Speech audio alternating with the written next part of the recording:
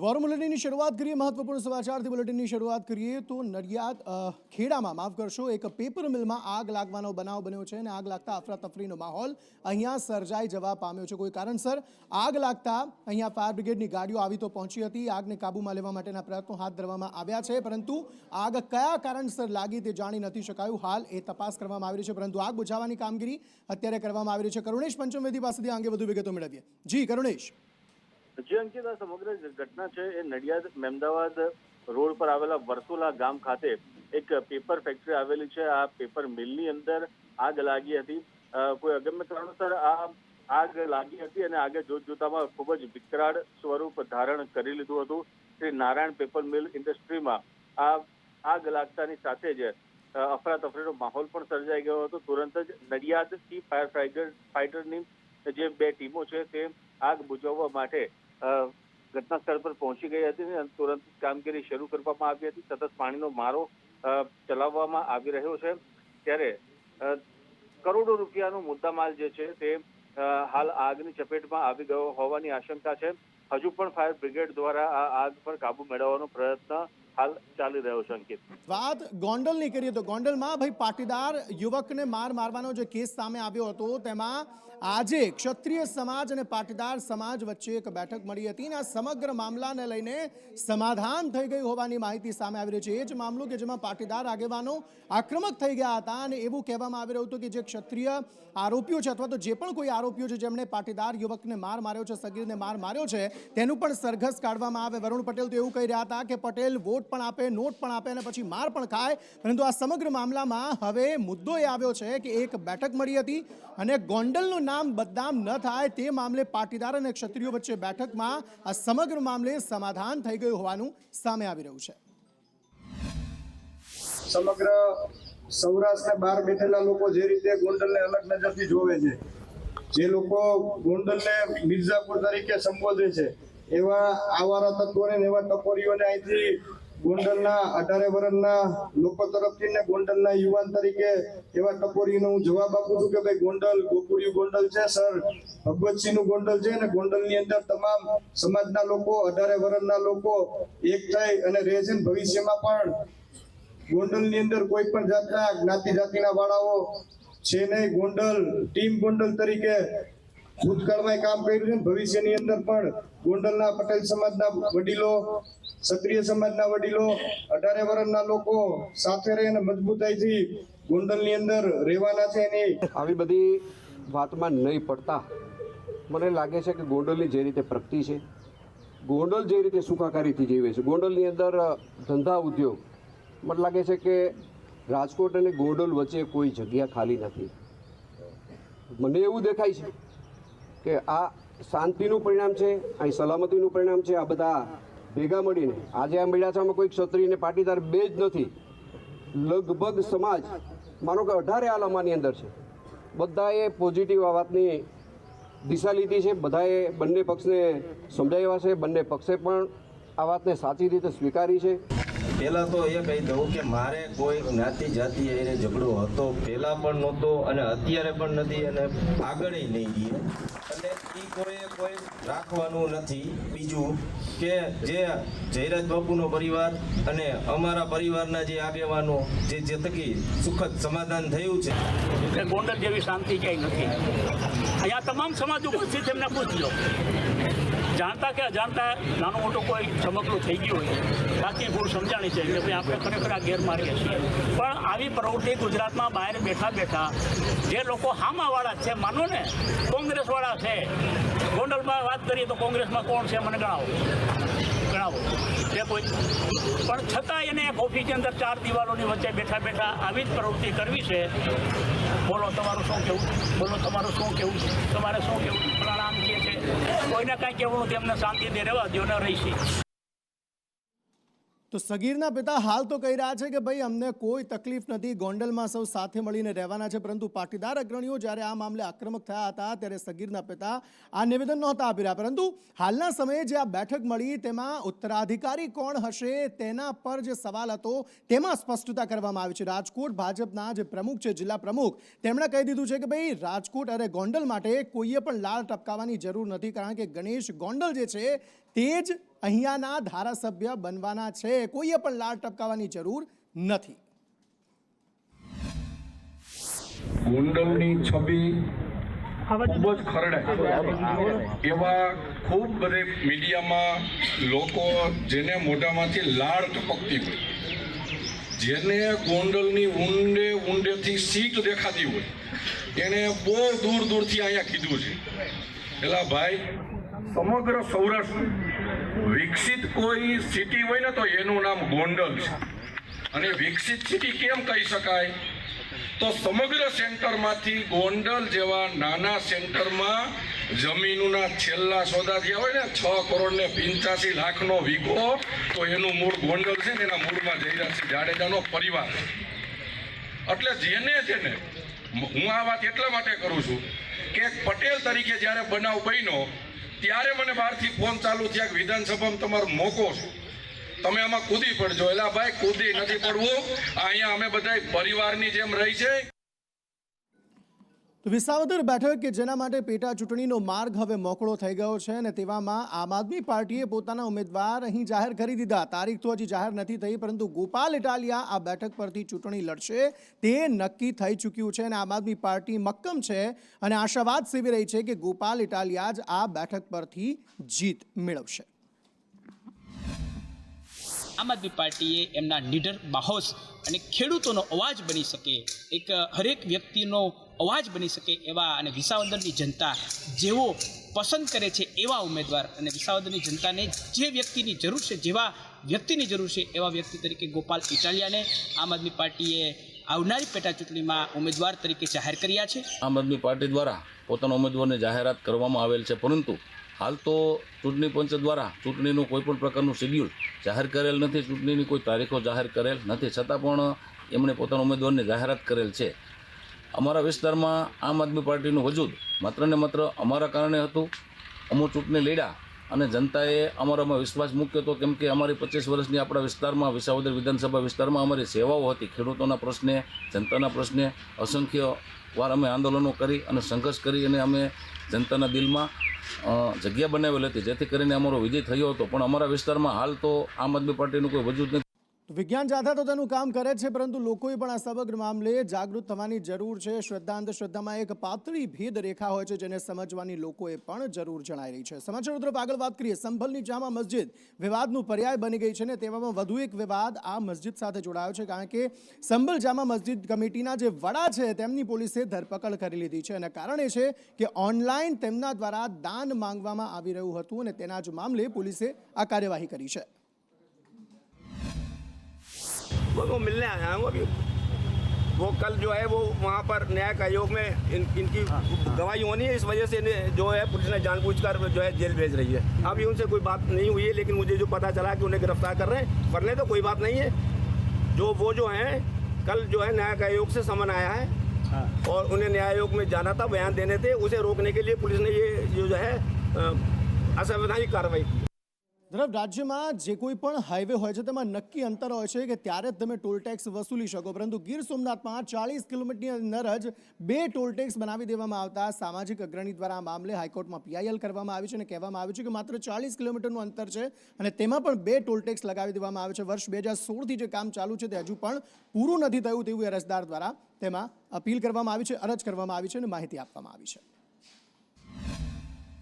આ બંને toll tax 40 કિલોમીટરની અંદર છે તો એનું અંતર યોગ્ય કરવામાં આવે. સાથે સાથે ટોલ ટેક્સ જે છે એ કામ હજી પૂરું નથી થયું, શરૂ કરી દેવામાં આવ્યા છે. એ કામ પૂરું ન થાય ત્યાં સુધી આ ટોલ ટેક્સને બંધ કરવામાં આવે અને અત્યાર સુધી જે 4 મહિનાથી જે ટોલ ટેક્સ ઉઘરાવવામાં આવ્યો છે તમામ વાહન ચાલકોને એમના એકાઉન્ટની અંદર તમામ વાહન ચાલકોને પૈસા પરત કરવામાં આવે.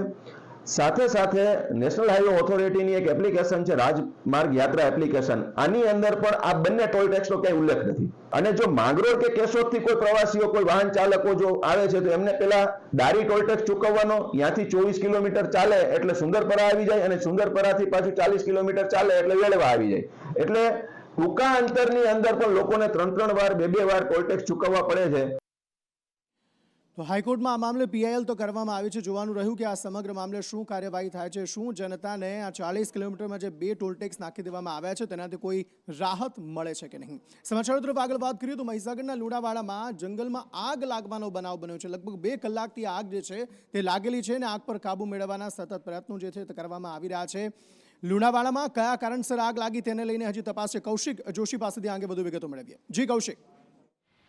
ચોક્કસથી કહી શકાય કે મહીસાગર જિલ્લામાં હોળી બાદ આસ્થાની જે આગ હોય છે તે સ્થાનિક લોકો દ્વારા લગાવવામાં આવતી હોય છે ને તેના કારણે હોળી બાદ એક ડુંગરો ઉપર આગ લાગે છે ત્યારે આસપાસમાં જે વૃક્ષો હોય છે તેને મોટા પાયે નુકસાન થાય છે. જો કે છેલ્લા 5 વર્ષથી આ ઘટના સતત બની રહી છે તેમ છતાં પણ વન વિભાગ દ્વારા કોઈ પણ પ્રકારની કાર્યવાહી ન કરતા હાલ જે આગ લગાવવાની જે ઘટના છે જે આસ્થા છે તે વધી રહી છે અને તેના કારણે જે આસપાસના વિસ્તારોમાં હોળી બાદ ફરીથી એકવાર આ મહિનાની અંદર ચોથી ઘટના છે કે જ્યાં આગ લાગી છે ને જેના કારણે આસપાસના જે જંગલો છે અથવા તો જંગલી જે પ્રાણીઓ છે તેને નુકસાન થયું છે.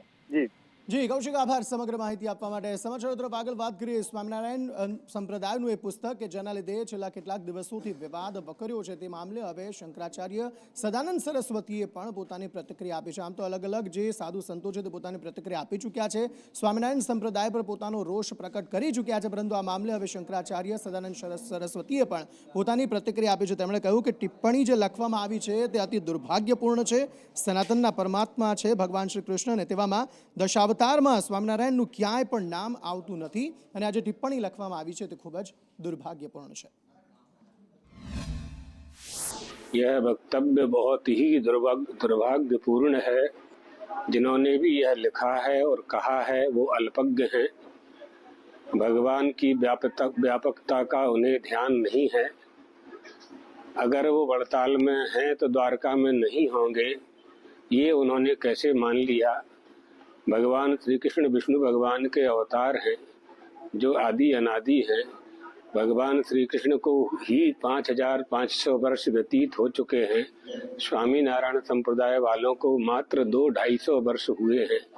जो सहजानंद जी महाराज थे उनका आविर्भाव काल उठा करके देख लें तो उनके पहले कौन था. उनके पहले जो था वो सनातन था.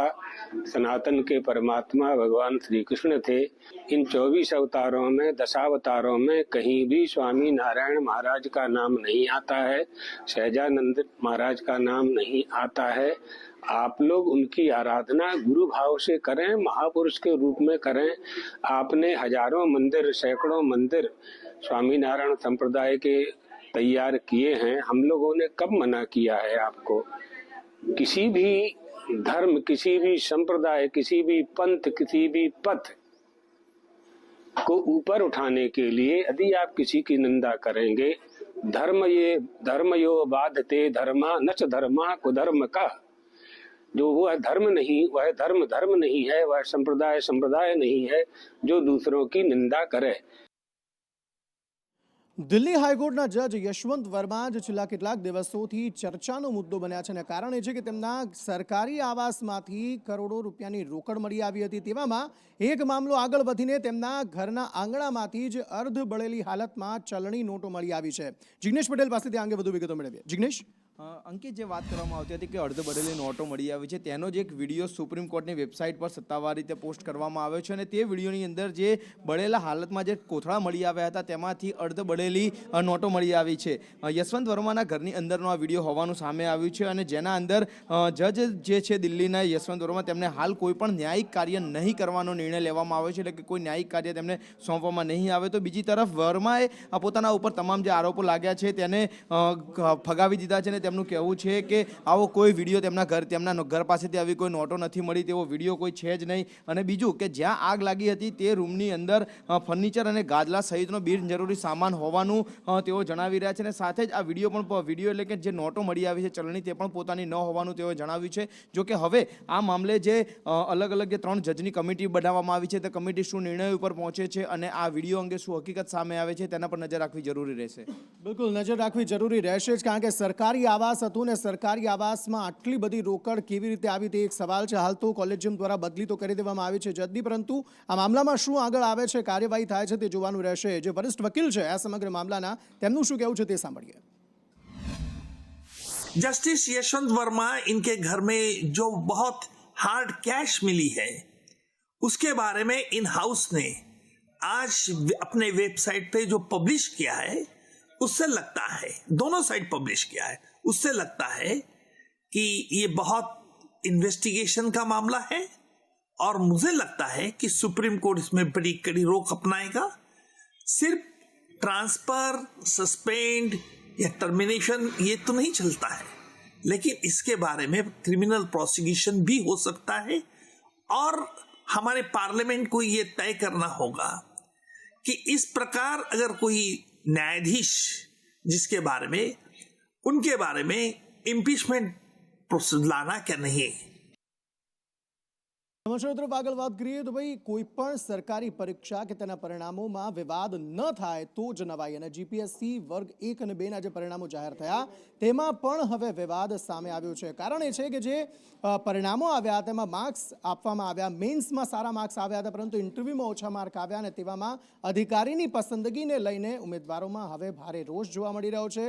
પરિણામમાં ગરબડની આશંકા તમામ લોકોએ વ્યક્ત કરી છે। જીએસ અને મનપા ચીફ ઓફિસરની પરીક્ષાના પરિણામ બાદ આ રોષ જોવા મળી રહ્યો છે। જયંતિ ચૌધરી પાસેથી આ અંગે વધુ વિગતો મેળવીએ। જયંતિ, ગુજરાતની અંદર પરીક્ષા લેવાય અને તેનો વિવાદ સામે ના આવે તેવું ભાગ્ય જ બનતું હોય છે ને એમાં પણ જીપીએસસી જે છે તેને તો ખરેખર સારી કેટેગરી માનવામાં આવે છે, તેમાં વિવાદ નથી હોતા, પરંતુ જીપીએસસીમાં પણ હવે વિવાદ ઊભા થયા છે અને તેમાં પણ જે ચેરમેન છે હસમુખ પટેલ તેની સામે ઉમેદવારો રોષ ઠાલવ્યો છે। જે ઉમેદવારો છે તેમના લેખિતમાં વધુ માર્ક્સ છે એટલે કે 400 કરતાં વધારે માર્ક્સ આવ્યા છે, તેમને ઇન્ટરવ્યૂની અંદર ઓછા માર્ક્સ આવ્યા છે, જેને લઈને અનેક વિવાદો ઊભા થયા છે। કારણ કે જે ઉમેદવાર હોશિયાર છે, જેણે તૈયારી કરી છે, લેખિતની અંદર સારા એવા માર્ક્સ લાવ્યા છે, તેમને જે ઓછા માર્ક્સ આવતા અનેક તર્ક વિતર્ક થઈ રહ્યા છે, જ્યારે જેમને લેખિતમાં ઓછા છે તેમને ઊંચા માર્ગ મૌખિકમાં આપવામાં આવે છે, તેને લઈને આખો વિવાદ જે છે તે ઊભો થયો છે। જી આભાર સમગ્ર માહિતી આપવા માટે। સમાચારો તરફ આગળ વાત કરીએ તો રાજ્યમાં હજુ પણ ખૂણે ખૂણે ગામડાઓમાં હજી પણ એવી સમસ્યાઓ છે કે જેના કારણે આપણે એવું કહી શકાય કે શું ખરેખર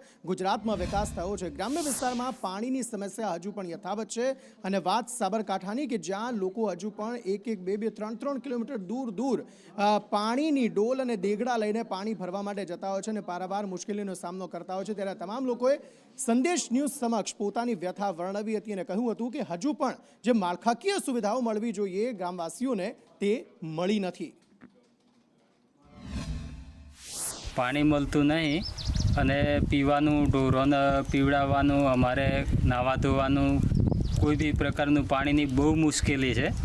આમાં અમારે આ સરકારને એટલી રજૂઆત કરવાની છે કે પાણીની વ્યવસ્થા કરી આપે અમને, અને એ સંદેશના માધ્યમથી હું સરકારશ્રીને જાણ કરું છું કે આટલી અમને સુવિધા કરી આપે। આજ સુધી જે ચૂંટણીના પહેલાં જે અમુક નેતાઓ આવે વોટિંગ લેવા માટે, એ વાયદા તો કરે છે કે પાણીની વ્યવસ્થા કરી આપીશું, તેમ છતાં હજુ સુધી પાણીની વ્યવસ્થા થતી નહીં। પાણી ભરતે ભરતે ને વાર લાગી જાય, 10-11 વાગી જાય, છોકરો ભણવા પણ જઈ શકતો નથી ને પંચાયતમાં જઈએ તો જો ઘેર વેરો લઈ લે ને પાણી પુરવઠે પૈસા લઈ લે, કાપે પહેલાં ત્યારે મને કાગળીઓ કરી આલે તો પછી અમે કઈ રીતે પૈસા ભરીને પૈસા આલીએ। પાણી પણ વર્ષોથી આવતું નથી, લેણ પણ 2-4 વર્ષોની કરેલી છે તો પાણી પણ નથી આવતું। વર્ષોથી પાણી નથી આવતું ને એ પાણીની સમસ્યાથી અમને ખૂબ તકલીફ પડે છે। બાળકોને સમયસર શાળામાં પણ નથી જવા મળતું, અમને આખો દિવસ પાણી લાવવામાં જ બગડે છે, પીવા પૂરતી પણ પાણી નથી મળતું। તો સરકારને વિનંતી છે કે અમને થોડું પાણીની સમસ્યા હલ કરી આપો અને થોડું પાણી આપો। પાણીના ટોકા બોકા બધા બનાવવા છે સાહેબ, પણ આ લોકો પાણી આપતા નહીં। ફોરેસ્ટ ડિપાર્ટમેન્ટને જો અમારી જે પાણી પુરવઠાની લાઈન છે એમાં ફોરેસ્ટ ડિપાર્ટમેન્ટ આલે, પણ અમારે 15 થી 20 દિવસ થઈ ગયા છે, આજ દંત સુધી પાણી આવું નથી। મંજીપુરામાં માણસો વળખો મારે છે, 1-1 કિલોમીટર 2 કિલોમીટર જઈને પાણી લાવે છે, વર્તોલ તળાવે છે તે ઢોરો પાણી પીએ, એવી સમસ્યા છે સાહેબ। એટલે તાત્કાલિક વિનંતી છે તે પગલો લેવો જરૂરી છે। નથી આવતું એટલે અમારે ભણવા જવાનું મોડું થઈ જાય છે, એટલે અમારે પાણી ભરી